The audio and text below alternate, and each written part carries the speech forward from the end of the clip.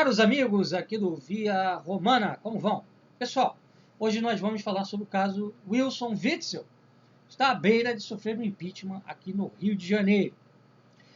Quem acompanha aqui o canal sabe que em 2019 eu fiz elogios a Witzel por N razões. E quem me conhece sabe também que eu, em 2018, fiz campanha por Eduardo Paes no segundo turno. Votei no Paes porque o Witzel vinha em ascensão por conta da onda bolsonarista, na qual ele surfou. Onda essa que incorporava a pauta de Estado mínimo e a pauta lava-jatista, de maneira que o Witzel foi eleito graças a essas duas pautas, na medida em que ele incorporou a imagem do juiz impoluto, que iria colocar ordem no Estado do Rio, depois de 2 governos desastrosos, ou melhor, 3 governos desastrosos, 2 mandatos de Sérgio Cabral e um de Pezão, marcados por escândalos de corrupção jamais vistos aqui no Rio de Janeiro.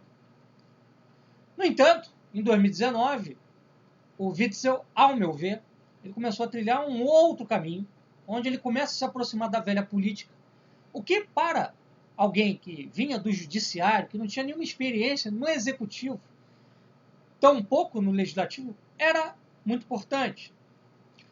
Importante porque a velha política, a qual ele se aproximou via André Siciliano, conhece o maquinário do poder público, sabe como tocar essa máquina, sabe como fazê-la funcionar. Isso foi importante para o Witzel compreender os ditames, né, os liames também, da articulação entre executivo e legislativo, poderia fazer com que o seu governo fosse um sucesso. E por essas e outras, até também por conta do afastamento dele da base do PSL, partido pelo qual Bolsonaro foi eleito, eu fiz diversas vezes elogio ao mesmo. E o seu governo foi bem até março de 2020, quando começa o surto de coronavírus aqui no Brasil. No Rio de Janeiro, os casos eram muito poucos.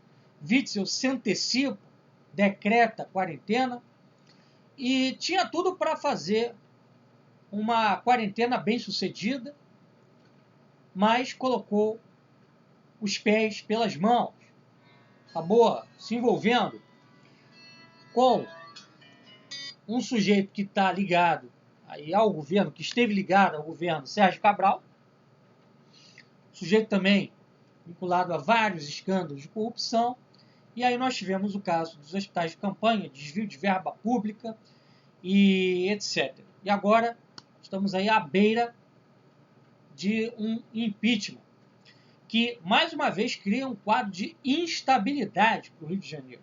O Rio de Janeiro não consegue vislumbrar tempos de paz, de estabilidade e crescimento. É toda hora um novo terremoto político acontecendo por aqui. E eu acredito que o Witzel vai sofrer o impeachment porque ele fez uma manobra absolutamente equivocada na semana passada em sua defesa, quando ele, ao rebater a acusação de alguns deputados que teria sido omisso no que tange aos contratos dos hospitais de campanha, disse que, quando começou o governo, poucos foram os que sentaram com ele para discutir o andamento do governo, a estruturação do governo, e que se ele foi omisso, os deputados também foram. Ora, o Witzel depende dos deputados para se safar do impeachment, são eles que vão votar o impeachment, e ao acusá-los dessa maneira, ele acabou perdendo, ao meu ver, o apoio dos mesmos, sobretudo porque o André Siciliano deixou claro que chegamos ao fundo do poço no que tange a relação entre executivo e legislativo, de maneira que o legislativo já vê aí como alinhavar um novo governo com o vice do Witzel, né?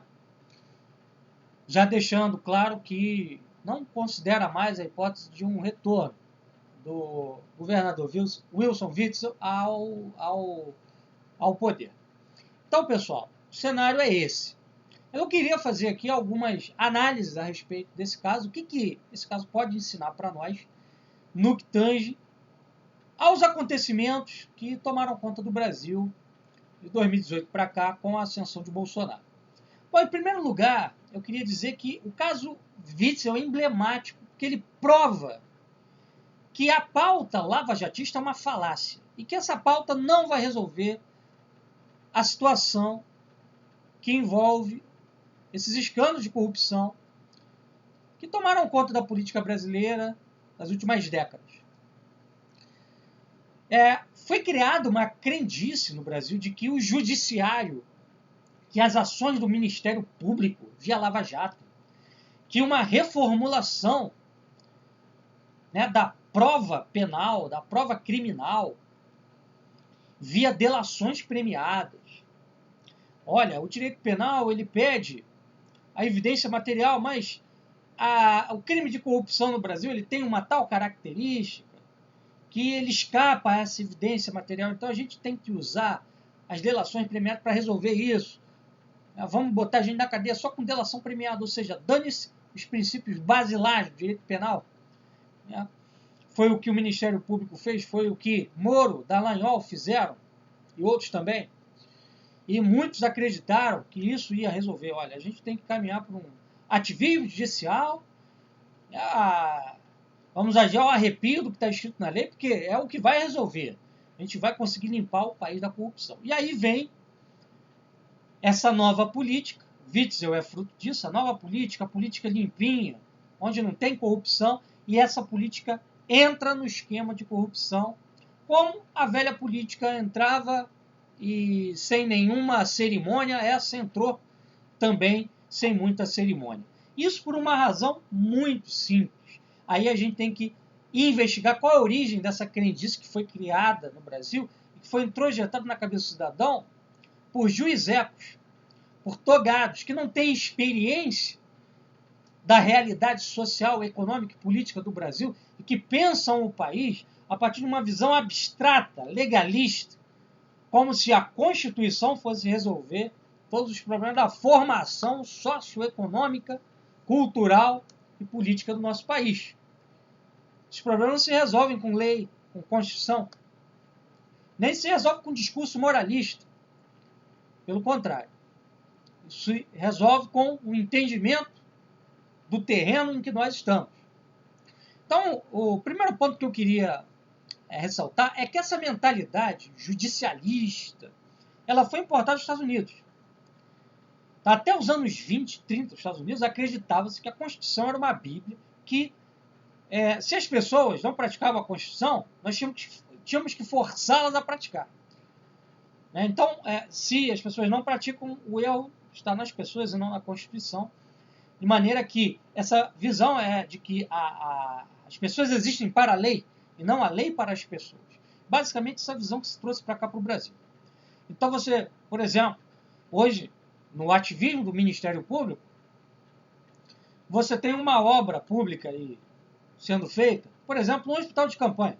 Você precisa, num quadro de pandemia, você desconfia que teve um escândalo, um desvio de verba, isso e aquilo, você paralisa a construção do hospital, você deixa a população ao léu, e aí você vai atrás dos culpados pelo desvio de dinheiro público, deixando a população sem o hospital, deixando pessoas sem emprego, deixando empresas sem o seu lucro e também sem recursos para pagar os seus funcionários, porque são empreiteiras, enfim. O remédio para a doença acaba sendo pior do que a própria doença. E é o que nós estamos vendo no Rio. Hoje você tem um crescimento da ocupação dos leitos do Estado por conta do quadro coronavírus, e isso resultante do quê? Da desmontagem do hospital de campanha. Aqui na minha cidade, Nova Iguaçu, eles desmontaram o hospital de campanha, gastaram dinheiro, tempo, recursos para nada. E agora, sob ordem do Ministério Público, foi desmontado o hospital e a população daqui, que é carente de saúde, que só tem um hospital, o Hospital da Posse, 800 mil habitantes, e fora os que vêm de outras cidades aqui da Baixada Fluminense, Caxias, São João de Meriti, Mesquita e Nilópolis, ou seja, um hospital que atende aí uma população de mais de 2 milhões de habitantes, ou mais, população da Baixada Fluminense. Você podendo ter um para desafogar ele é desmontado pelo Ministério Público, por causa desse purismo legalista. Não é? E isso tudo parte também de uma prestidigitação burguesa que está calcada na ideia de que, olha, o problema do país não é nem político, nem social. O problema é legal. É que, olha, a lei não é aplicada. Então, como é que a gente vai mudar o país? Tá? A gente vai mudar fazendo uma catequese moralista, judicialista sobre as pessoas em torno do espírito público. Olha, o problema é que as pessoas não incorporaram ainda, né, o espírito público. Nós devemos catequizar o cidadão da importância do interesse público. E aí a delação premiada ela aparece nesse contexto como a confissão dos pecados. Quer dizer, é uma coisa que tem um cariz assim, religioso, né? Sem ser religioso. É a ideia de que o juiz é um sacerdote, tá? Que vai purificar o país através da sua pregação legalista em torno de princípios abstratos constitucionais. Sem levar em consideração que esses princípios eles existem dentro de um quadro social burguês, onde parte-se do pressuposto de que é dos interesses individuais, privados, que surgirá um pacto social, que surgirá a ideia do interesse público. Quer dizer, isso é absurdo. A ideia constitucional burguesa é basicamente essa. O espírito público vai surgir da somatória dos interesses privados. Quer dizer, como é que pode uma coisa dessa surgir da outra? Eu não sei. É a suma da contradição. Né? É imaginar que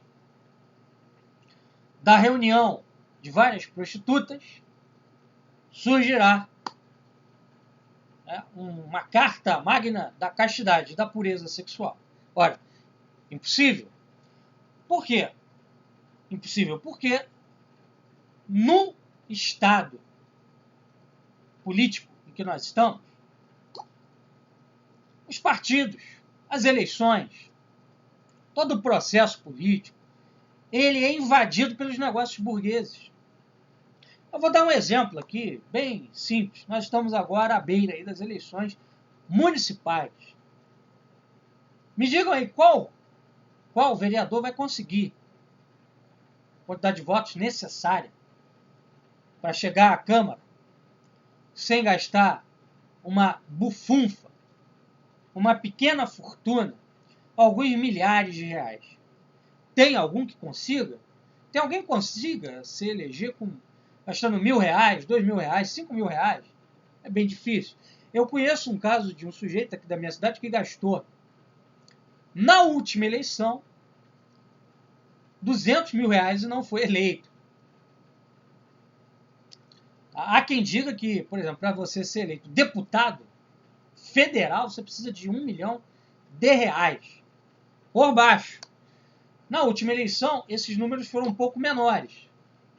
Mas, enfim, apesar de terem sido menores, você continua precisando de patrocinadores. Você não chega a ser eleito sem patrocinadores, sem gente que injete grana na tua campanha. Você precisa fazer um santinho, botar um outdoor para você ficar conhecido. A não ser que você já seja conhecido, mas se você não é, você precisa se tornar conhecido através da propaganda política. E a propaganda feita na televisão não te dá esse recurso. Então você tem que partir para outros meios. De maneira que, quando você chega lá na vereança, quando você chega lá no cargo de deputado, de senador, de governador, de presidente, você vai ter que pagar a dívida. Você recebeu quanto? Eu recebi R$1 milhão. Você tem que devolver esse dinheiro. Como? Através de benefícios, através de votação de leis, de propostas que vão favorecer os grupos que te patrocinaram. Então, uma mão lavando a outra. Aí eu pergunto, como é que num sistema desses você vai ter fim da corrupção? Nunca que vai ter. Então, assim, isso tudo foi uma mentira, uma falácia que contaram para você. cidadão médio brasileiro. Fizeram você de otário. O Witzel é a maior prova disso. Fizeram você de otário. Nesse quadro de democracia liberal burguesa, é impossível não existir corrupção. É impossível. O Witzel é um exemplo disso, sobretudo pelo seguinte. Qual era a proposta do Witzel de médio prazo para ele? Ele mesmo disse em 2019, eu quero ser presidente. Né? Então, o que ele começou a fazer? Ele começou a montar uma base de futuros financiadores da sua campanha presidencial de 2022. Como? Vou abrir aqui vários hospitais de campanha.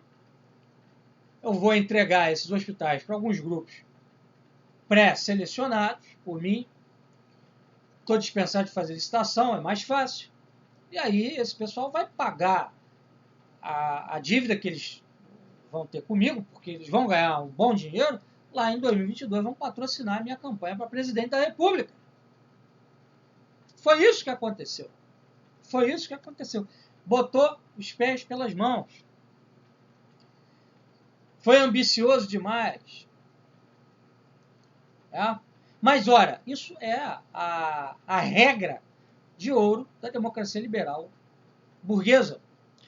O filósofo Sócrates diz o seguinte, a pior sociedade é onde todo mundo acha que pode governar.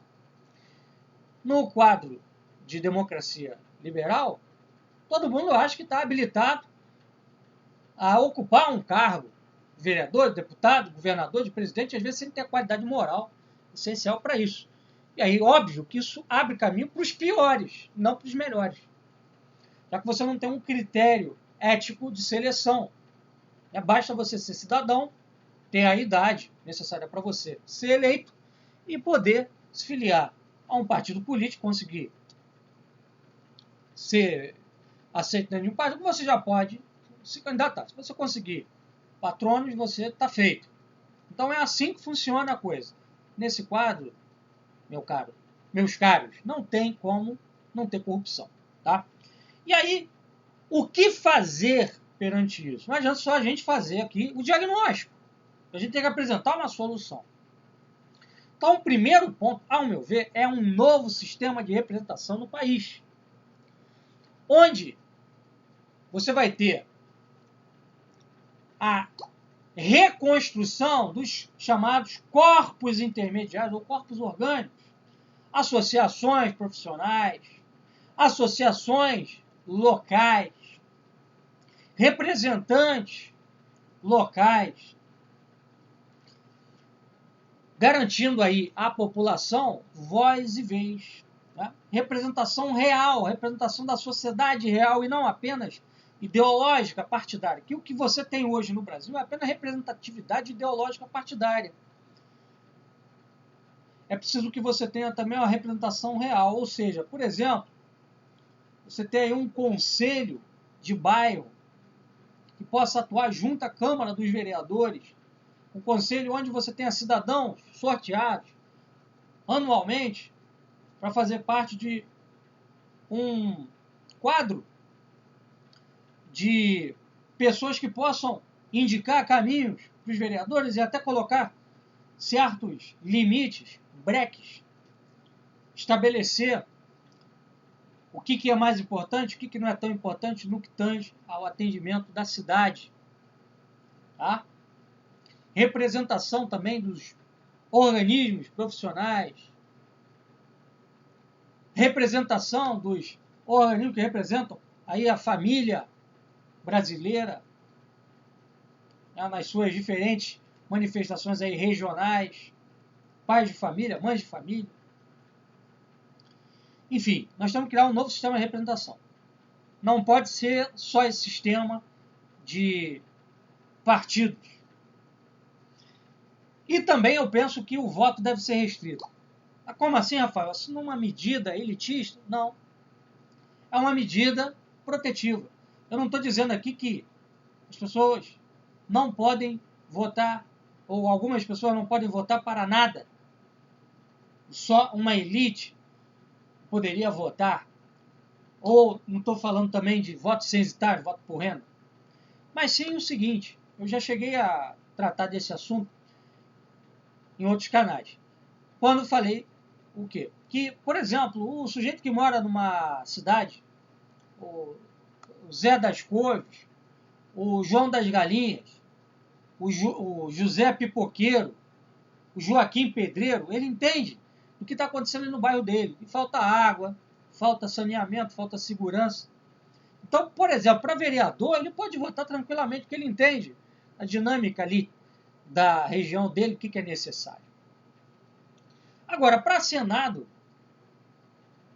para deputado federal, ele não deveria votar esse João Pipoqueiro aí, porque ele não vai ter a qualificação intelectual para entender qual é a atribuição de um senador. Sai pela rua e pergunta para as pessoas, o que faz um senador? Qual o papel do Senado? Ninguém sabe.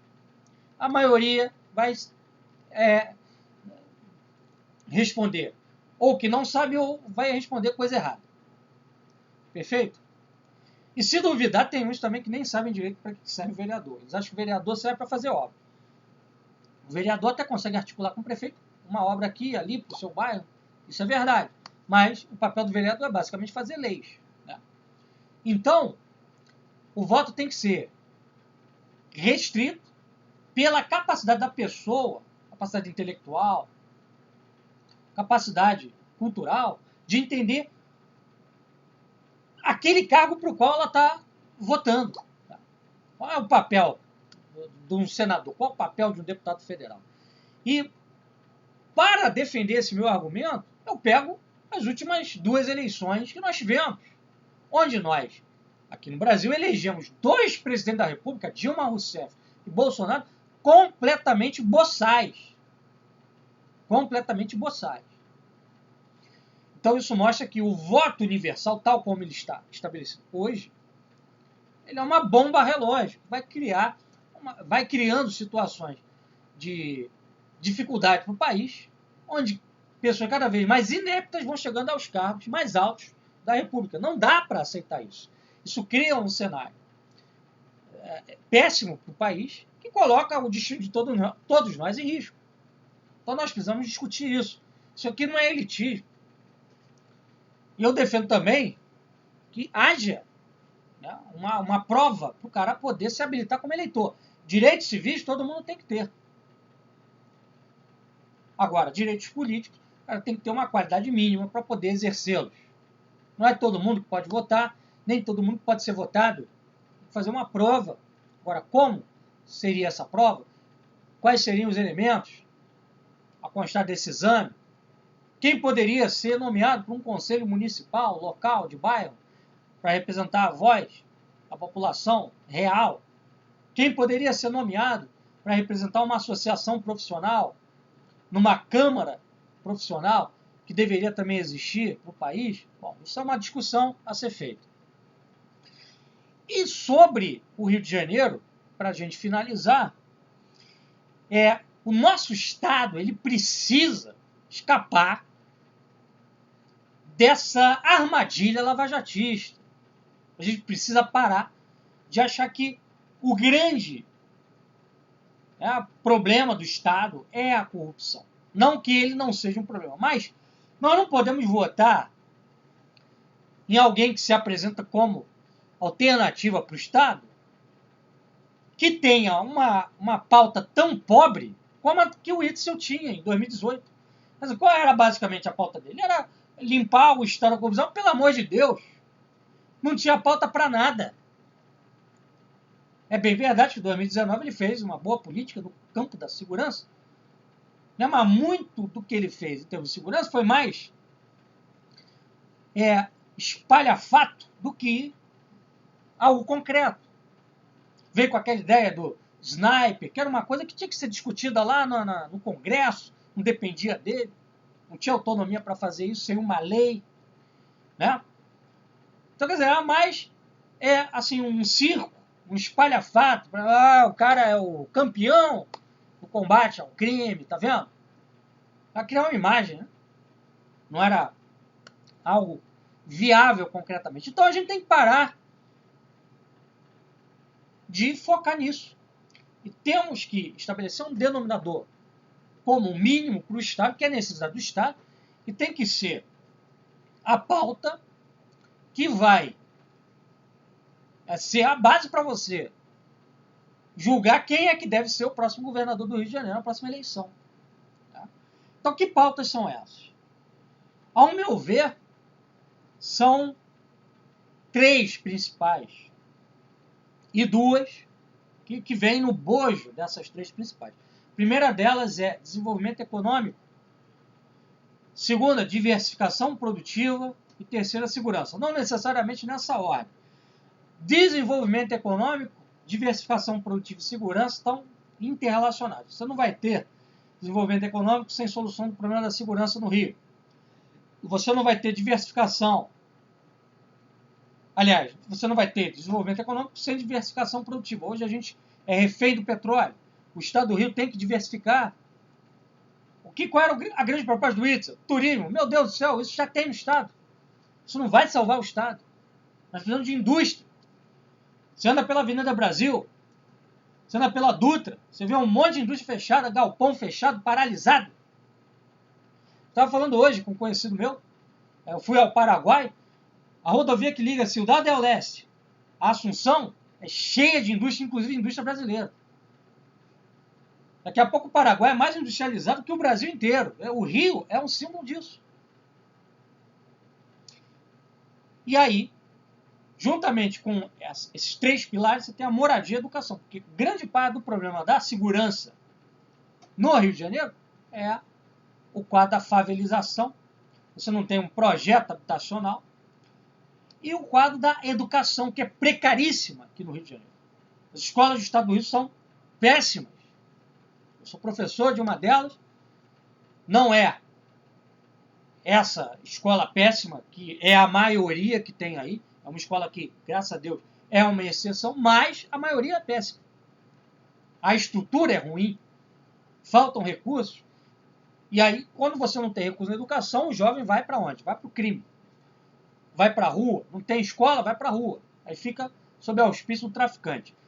E aí você tem a insegurança, você tem o quadro de debacle econômico. Então é isso que tem que ter como pauta. Não é anticorrupção. Isso aí vai se resolver no momento que você tiver outras coisas acontecendo. Tá? Tem desenvolvimento econômico, você tem segurança, você tem um quadro de bem-estar social, essa questão da corrupção vai sendo resolvida. Que, na verdade, só vai ter uma solução, de fato, quando houver uma reforma política no Brasil. Não a reforma dos partidos, não é disso que eu estou falando. Reforma da estrutura de poder, de representação. Enquanto a representação for majoritariamente de partido, depender de financiamento dos grandes negócios burgueses, nós vamos ter corrupção eterna no Brasil. Então, era esse o recado que eu tinha para dar. Um abraço, até a próxima.